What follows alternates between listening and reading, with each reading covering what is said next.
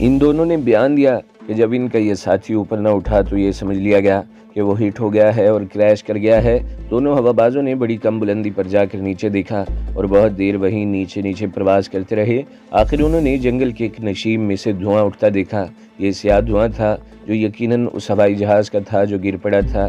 امریکہ کی air force یہ معلوم کرنا چاہتی تھی کہ ان کا یہ ہواباز مارا گیا ہے یا کہیں اور گر کر زندہ ہے، تو کیا وہ جنگی قیدی بنا لیا گیا ہے؟ امریکی ایئر فورس نے ریڈ کراس والوں سے کہا کہ وہ اس پائلٹ کے متعلق معلوم کریں۔ میں نے پچھلے باب میں بتایا ہے کہ انڈونیشی مسلمانوں کی جنگ آزادی ایک باقاعدہ اور منظم گوریلا جنگ تھی۔ ان کی باقاعدہ ہائی کمانڈ تھی اور اس کے نیچے دوسرے ہیڈ کوارٹر تھے جو سارے علاقے میں پھیلے ہوئے تھے، اور ان ہیڈ کوارٹروں کے تحت گوریلا گروہ تھے جنہیں باقاعدہ ایک اسکیم اور پلاننگ کے تحت آپریشن آرڈر ملتے تھے اور وہ لڑتے تھے۔ ریڈ کراس والوں نے انڈونیشی کمانڈ سے رابطہ قائم کیا تو وہاں سے فوری طور پر کوئی جواب نہ ملا، اور یہ کہا گیا کہ ایک امریکی ہواباز کو مار گرایا گیا ہے اور وہ زندہ بھی ہے، لیکن اس کے متعلق ابھی وہ کچھ نہیں بتا سکتے۔ ریڈ کراس کے نمائندے بہت حیران ہوئے کہ یہ کیا بات ہوئی۔ کہہ دیا جاتا ہے کہ اسے مار گرایا گیا تھا اور وہ زندہ ہے، یا ہوائی جہاز کریش ہوا تو وہ مر گیا۔ 1.5-2 مہینے بعد ریڈ کراس والوں کو بتایا گیا کہ امریکہ کا وہ لڑاکا ہواباز زندہ ہے اور ریڈ کراس اپنے نمائندے کو ہائی کمانڈ میں بھیج دے۔ یہ عالمی ریڈ کراس تھی جسے قیدی کیمپ دیکھنے کا بھی حق حاصل تھا۔ اس کے 2-3 نمائندے انڈونیشی گوریلوں کے ہائی کمانڈ کے ہیڈ کوارٹر میں گئے تو انہیں بتایا گیا کہ یہ امریکی ہواباز اپنی مرضی سے جنگل میں ذرا جگہ دیکھ کر اتر آیا تھا اور اس کا ہوائی جہاز اتر تو گیا، لیکن آگے جگہ تھوڑی تھی اس لیے درخت سے ٹکرا گیا، لیکن رفتار اتنی کم تھی کہ جہاز تو بیکار ہو گیا، لیکن ہواباز صحیح اور سلامت باہر نکل گیا۔ وہ انڈونیشی گوریلوں کا جنگی قیدی تھا اور اسے قیدی بنا بھی لیا گیا، لیکن اس نے کہا کہ وہ اپنی مرضی سے اترا ہے اور وہ انڈونیشی گوریلوں کے ساتھ رہے گا۔ ریڈ کراس کے نمائندوں نے یہ بات سنی تو وہ مسکرائے جیسے انڈونیشی ہائی کمانڈ والوں نے ان کے آگے جھوٹ بولا ہو۔ یہ لگتا ہی جھوٹ تھا۔ کون مان سکتا ہے کہ ایک امریکی ہواباز جنگل میں اتر گیا ہو اور ان گوریلوں سے ملا ہو جس پر اسے بمباری کے لیے بھیجا گیا تھا؟ کون مان سکتا تھا کہ ایک امریکی ہواباز جنگل میں اتر گیا ہو اور ان گوریلوں سے ملا ہو جس پر اسے بمباری کے لیے بھیجا گیا؟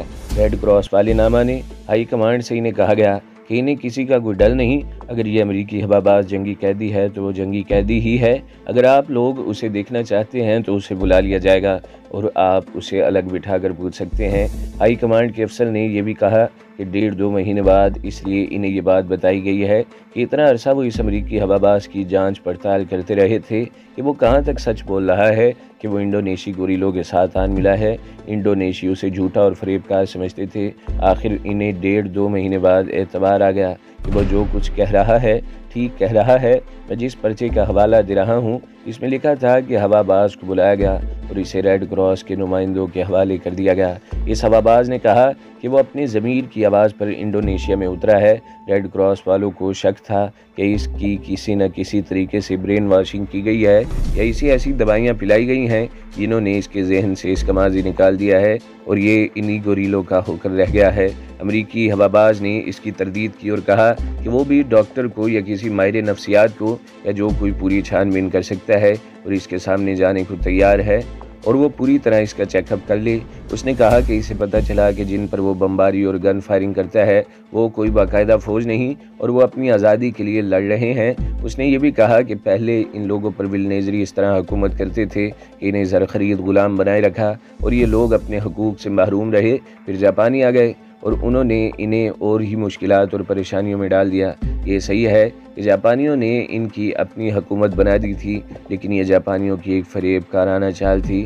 انہوں نے ان لوگوں کو دوستی اور محبت کا جھانسہ دے کر دوست بنا لیا تھا اور یہ دوستی ایک اور ہی قسم کی غلامی تھی۔ اب یہ لوگ اپنی آزادی کے لیے لڑ رہے ہیں تو انہیں آزاد کیوں نہیں کیا جاتا؟ امریکہ اور برطانیہ کو یہ حق کس نے دیا کہ وہ اتنے غیور اور پروکار لوگوں کو اپنا غلام بنا لیں اور ان کی زمین پر قبضہ کر لیں؟ ریڈ کراس کے یہ نمائندے امریکہ اور برطانیہ سے تعلق رکھتے تھے، اس لیے انہوں نے اس امریکی ہواباز سے کہا کہ اس کی سوچ بہت ہی غلط ہے اور یہ لوگ جو اپنی آزادی کے لیے لڑ رہے ہیں یہ کسی اور مذہب کے لوگ ہیں۔ ریڈ کراس کو یہ بات نہیں کہنی چاہیے تھی کیونکہ ریڈ کراس کے ہاں دوست اور دشمن کا کوئی تصور نہیں ہوتا۔ یہ تنظیم لڑنے والے دونوں ملکوں کی یکساں طور پر خیر خواہ ہوتی ہے، لیکن اس تنظیم کے یہ نمائندے برداشت نہیں کر سکے کہ ایک امریکی مسلمانوں سے جا ملے۔ इंडोनेशिया हाई कमांड ने इस अमरीकी हवाबाज की फ़ोटो लेकर रेड क्रॉस के नुमाइंदों को दिए और कहा कि ये सारी दुनिया को दिखाओ और दुनिया के आगे सच बोलो कि जिन लोगों का ज़मीर पाक और साफ़ है वो किसके साथ हैं। रेड क्रॉस के नुमाइंदों ने बड़ी मायूसी के आलम में ये फ़ोटो लिए और चले गए। इंडोनेशिया हाई कमांड को इस अमरीकी हवाबाज पर यह शक था कि इनके साथ रहकर जासूसी करेगा और इन्हें धोखा देगा, लेकिन उसने ऐसी कोई हरकत न की और वो हाई कमांड में इनका एडवाइज़र बन गया। वो अफसोस का इजहार करता था कि इंडोनेशियाई मुसलमानों के पास हवाई जहाज़ नहीं, वरना वो इन हवाई जहाज़ों को अमेरिका और बरतानिया के ख़िलाफ़ इस्तेमाल करता। अमेरिका वालों ने इस हवाबाज की खबर का ब्लैक आउट किया ताकि किसी और को पता न चल सके, वरना इस जैसे और कई फ़ौजी इधर से भागकर उधर इंडोनेशियाई गोरिल्लों के पास चले जाएंगे। जाहिर है अमेरिका ने इस हवाबाज को जंगी कैदी करार दे दिया था। इसके बाद इतना पता चला कि ये अमरीकी हवाबाज इंडोनेशिया में ही रहा था। इसने यहीं शादी कर ली थी और फिर मालूम नहीं वो कहाँ रहा। अलबत्ता ये मुसद्दका इतला थी कि वो अपने मुल्क वापस नहीं गया था। इस रिसाले में ये तो नहीं लिखा था कि उसने अपना मज़हब छोड़ दिया था या नहीं। ये मैं कहता हूँ कि उसने यकीनन इस्लाम कबूल कर लिया होगा। अब एक और अजीब व गरीब वाक़या सुनिए। ये मैंने इंडोनेशिया में भी सुना था, लेकिन इतना आम और मुख्तसर सा सुना था कि मैंने इसकी तरफ ज़्यादा तवज्जो नहीं दी। ये उस वक़्त मैंने सुना था जब बरसों बाद इंडोनेशिया के हुर्रियत पसंदों ने अमेरिका और बरतानिया को शिकस्त देकर आज़ादी हासिल कर ली थी और मैं वहीं रुका रहा था। मैं जब काफ़ी दिनों बाद पाकिस्तान वापस आया तो रीडर्स डाइजेस्ट ही का एक और पर्चा हाथ में आया। ये पर्चा मुझे इतना अच्छा लगने लगा था कि मैं कोशिश करता था कि हर महीने मुझे मिले और मैं पढ़ा करूं। बहरहाल एक और पर्चा हाथ लगा तो इसमें वही वाक़या तफसील से लिखा हुआ था जिसका मैंने अभी जिक्र किया है। इंडोनेशिया में ये वाक़या सुना तो एक तो ये बहुत ही मुख्तसर और बगैर किसी सबूत और शहादत के साथ किया गया था, और मैंने एक और वजह से भी इसे काबिल कबूल न समझा कि यह बात जज्बात में आकर वैसे ही घड़ ली गई है। लेकिन रीडर डाइजेस्ट में एक अमेरिकी सार्जेंट का लिखा हुआ यही वाक़या पढ़ा तो मुझे यकीन आया कि ये तो बिल्कुल सच है। ये सार्जेंट अमेरिका की फ़ौज का सार्जेंट था और इंडोनेशिया के हुर्रियत पसंदों के साथ कई साल लड़ा था। उसने इंडोनेशिया के एक आदमी का जिक्र किया जिसका नाम यूसुफ था। वो अमेरिकी फ़ौज का मुखबर बन गया था। उसे अमेरिका के अफसरों ने बाकायदा अमेरिका की फ़ौज में दाखिल कर लिया और इसे कारपोल का ओहदा दिया। कारपोल हमारी फ़ौज के नायक के बराबर होता है। ये कोई हैरत वाली बात नहीं कि एक इंडोनेशियाई मुसलमान अमेरिका की फ़ौज का वफादार बन गया। सिर्फ यूसुफ ही नहीं, कई और इंडोनेशियाई मुसलमान अंग्रेज़ों और अमरीकियों की फ़ौज के मुखबर बन गए थे और अपने भाइयों के ख़िलाफ़ मुखबरी करते थे। अगर किसी के मुतल्लिक पता चल जाता कि ये शख्स जो हमारे साथ इतने प्यार से उठता बैठता है ये तो हमारे दुश्मन का वफादार है, तो इसे वहीं गोली मार दी जाती। मैंने ऐसे 3 मुसलमान मुखबरों को देखा भी था मेरे सामने जिन्हें गोली मारी गई। इस अमेरिकी सार्जेंट ने अपनी कहानी में लिखा कि वो इंडोनेशियाई गोरिल्लों के खिलाफ कई साल उसने खूनरेज़ झड़पें लड़ी। फिर लिखा कि इंडोनेशियाई गोरिल्लों को मारना और पकड़ना बड़ा ही मुश्किल और ख़तरनाक काम था, क्योंकि उनका जासूसी का निज़ाम इतना तेज़ और मजबूत था कि इन्हें पहले ही पता चल जाता कि फ़लाँ तरफ से दुश्मन की फ़ौज आ रही है। वो इस फ़ौज के किसी न किसी दस्ते को घात लगाकर मार डालते या भगा देते। इंडोनेशिया की हुर्रियत पसंद फ़ौज तरतीब में तो लड़ते ही नहीं थे, वो गोरिल्ला ग्रोह की सूरत में शबे खून या छापे मारते और गायब हो जाते। ये मैं आगे चलकर बताऊंगा कि इन्हें कौन खबर देता था। फलां तरफ से फ़ौज का एक दस्ता या इतनी नफरी आ रही है। इस अमरीकी सार्जेंट ने लिखा कि कारपोल यूसुफ इस कदर वफादार आदमी था कि सार्जेंट हर कार्रवाई में इसी को अपने साथ ले जाता था। सार्जेंट ने कुछ हैरत से लिखा कि इंडोनेशिया का मुसलमान होकर वो अमेरिका का वफादार क्यों कर हो गया था, और वफादार भी ऐसा कि जान तक कुर्बान करने को तैयार था। सार्जेंट ने 3-4 वाक़यात लिखे, हर एक वाक़या एक ही जैसा था। मसलन वो अमेरिका की फ़ौज की एक प्लाटून यानी 40-50 आदमियों के साथ गोरिल्लों के किसी ग्रोह के खिलाफ गया। गोरिल्ले बेदार हो गए या इन्हें पहले ही पता चल गया। उन्होंने इस प्लाटून को घेरे में ले लिया। कारपोल यूसुफ हर बार गायब हो गया और सार्जेंट ये समझा कि वो मारा गया है, लेकिन हर बार वो वापस आ गया और पता चला कि वो गोरिल्लों में जा घुसा था और दस्त बदस्त उनमें से 2-3 गोरिल्लों को मार डाला और 2 दफ़ा वो खुद भी ज़ख्मी हालत में वापस आया था। सार्जेंट ने लिखा कि कारपोल यूसुफ की बहादुरी के बाज़ कारनामे ऐसे थे कि यकीन नहीं आता था, जैसे उसने मोजज़ा कर दिखाया हो। वैसी सूरत हाल से भी निकल आता था कि जिसमें ये यकीन हो जाता कि आज वो वापस नहीं आएगा। सिर्फ ये सार्जेंट ही नहीं, इस कंपनी के अफसर भी उसकी तारीफ़ करते थे। एक रोज़ उस सार्जेंट ने उसे कह दिया कि वो इतनी दलेरी न दिखाया करे वरना वो मारा जाएगा। یوسف نے مسکرا کر کہا کہ وہ کبھی بھی مارا نہیں جائے گا، اور جب وہ مرے گا وہ اور ہی موت مرے گا، لڑائی میں نہیں مرے گا۔ سارجنٹ ہنس پڑا اور سمجھا کہ یہ شخص امریکہ کی وفاداری میں اتنا جذباتی ہے کہ سوچ سمجھ کر کچھ نہیں کہہ رہا، بلکہ وہ کچھ کرتا بھی ہے تو جذبات سے مغلوب ہو کر کرتا ہے۔ سارجنٹ نے اسے کہا کہ وہ اپنے جذبات پر قابو رکھا کرے۔ یوسف نے کہا کہ اس کے خنجر کے دستے میں ایک تعویذ پڑا ہے، جب تک یہ تعویذ اس کے پاس رہے گا وہ لڑائی میں نہیں مارا جائے گا۔ یہ کہہ کر اس نے اپنے خنجر کا دستہ اوپر کھینچا تو دستہ خنجر سے الگ ہو گیا۔ اس خنجر میں اس نے سرخ کپڑے میں بندھا ہوا کاغذ کا طے کیا ہوا چھوٹا سا ٹکڑا دکھایا اور کہا کہ یہ تعویذ اسے ایک بزرگ نے دیا ہے اور کہا تھا کہ یہ تعویذ اس کی زندگی کا ضامن ہے اور وہ لڑائی میں نہیں مرے گا۔ یہ کہہ کر اس نے یہ تعویذ دستے میں ڈالا اور دستہ پھر خنجر پر چڑھا لیا۔ خنجروں کے بلیڈ بالکل سیدھے ہوا کرتے تھے، لیکن انڈونیشیا والوں کے خنجروں کے بلیڈ سیدھے نہیں ہوتے تھے، بلکہ سانپ کی شکل کے یعنی زیگ زیگ تھے۔ یہ خنجر زیادہ خطرناک زخم دیتا ہے۔ کسی کے جسم میں یہ خنجر اترتا اور جب نکلتا تو وہاں سے گوشت کھینچ کر باہر لے آتا۔ سارجنٹ نے اپنی کہانی میں لکھا کہ اس نے یوسف کی یہ بات سنی تو وہ سمجھ گیا کہ یہ شخص اندھی عقیدت رکھنے والا ہے۔ بھلا یہ کیسے ہو سکتا ہے کہ کاغذ کا چھوٹا سا ٹکڑا اس کی زندگی کا ضامن بن جائے؟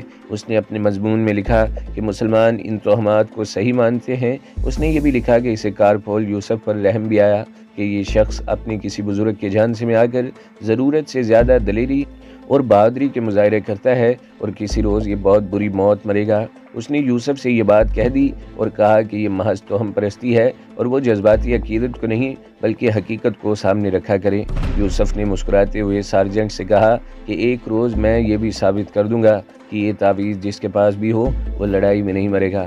سارجنٹ نے اسے کہا کہ پھر کسی روز یہ تعویذ مجھے دے دینا، میں تمہاری طرح گوریلوں میں جا گھسوں گا اور دیکھتا ہوں میں زندہ واپس آتا ہوں یا نہیں۔ سارجنٹ نے لکھا کہ یہ بات سن کر یوسف ہنس پڑا اور سارجنٹ سمجھ گیا کہ یہ تعویذ کسی قیمت پر کسی کو نہیں دیکھا۔ سارجنٹ نے اپنے دوستوں اور ساتھیوں کو بتایا کہ دیکھو یہ مسلمان کیسی چیزوں کو مانتے ہیں اور یہ صریحاً توہم پرستی ہے۔ سارجنٹ بعض اوقات افسوس سے کہا کرتا تھا کہ کارپول یوسف کتنا اچھا اور کتنا دلیر آدمی ہے، لیکن توہم پرستی اس کی ایک کمزوری بنی ہوئی ہے اور یہ ایک حماقت ہے۔ آگے چل کر سارجنٹ نے اپنی کہانی یوں لکھی کہ ایک روز اس کی پلاٹون کو پھر حکم ملا کہ فلاں علاقے میں گوریلوں کا ایک گروہ موجود ہے اور اس گروہ کو گھیرے میں لے کر ایسا شدید حملہ کرنا ہے کہ ایک بھی بچ کر نہ نکل سکے۔ ساتھ یہ بھی بتایا گیا کہ اس گروہ کی نفری کچھ زیادہ ہے۔ سارجنٹ کی تحریر کے مطابق گوریلوں پر ان حملوں کا تسلسل روزمرہ کا معمول تھا اور سارجنٹ اس کا عادی ہو چکا تھا۔ اس کی بٹالین کی دوسری کمپنیاں بھی گوریلوں کے خلاف جنگل کے مختلف حصوں میں لڑ رہی تھیں۔ سارجنٹ اس گوریلا گروہ کے خلاف کارروائی ویسی کارروائی سمجھا جیسے وہ پہلے کرتا آیا تھا۔ اس نے اپنی پلاٹون کو تیار کیا اور معمول کے مطابق پلاٹون کو ہدایات دیں اور چل پڑے۔ پلاٹون اس مقام تک پہنچ گئی جہاں اسے بتایا گیا تھا کہ یہ گوریلا گروہ موجود ہوگا، لیکن وہاں کچھ بھی نہیں تھا۔ سارجنٹ نے اپنی پلاٹون کو پھیلا دیا اور چند سپاہیوں کو اپنے ہربل کے طور پر لگا دیا۔ معلوم یہی ہوتا تھا کہ گوریلوں کا یہ گروہ کچھ دیر پہلے وہاں سے چلا گیا ہے۔ جنگل مکمل خاموش تھا اور کسی خطرے کا ذرا سا بھی اشارہ نہیں مل رہا تھا۔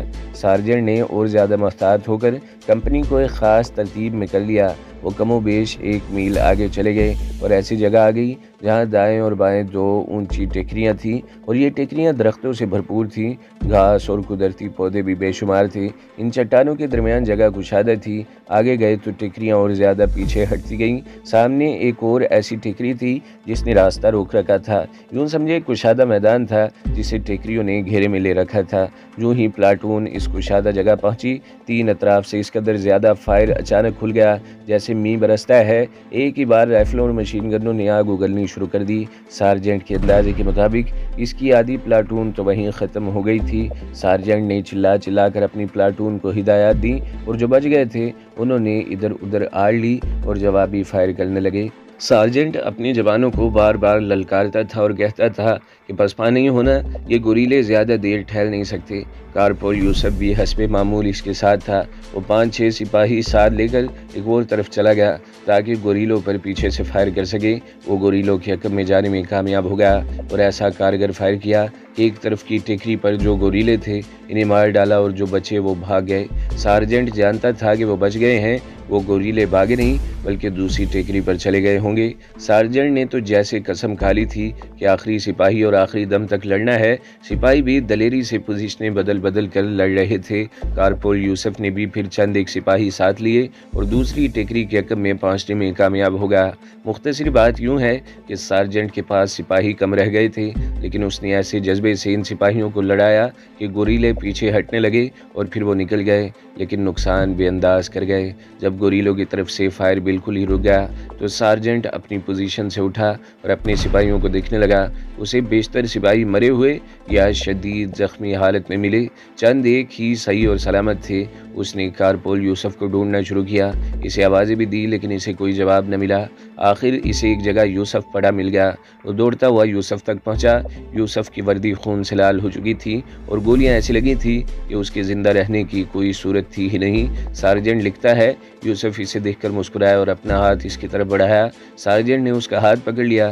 कारपोल यूसुफ ने मुस्कुराकर कहा कि वो नहीं बचेगा और वो यहाँ से निकलने की सोच कर रुके नहीं। सार्जेंट ने देखा कि यूसुफ की जिंदगी चंद लम्हे रह गई है।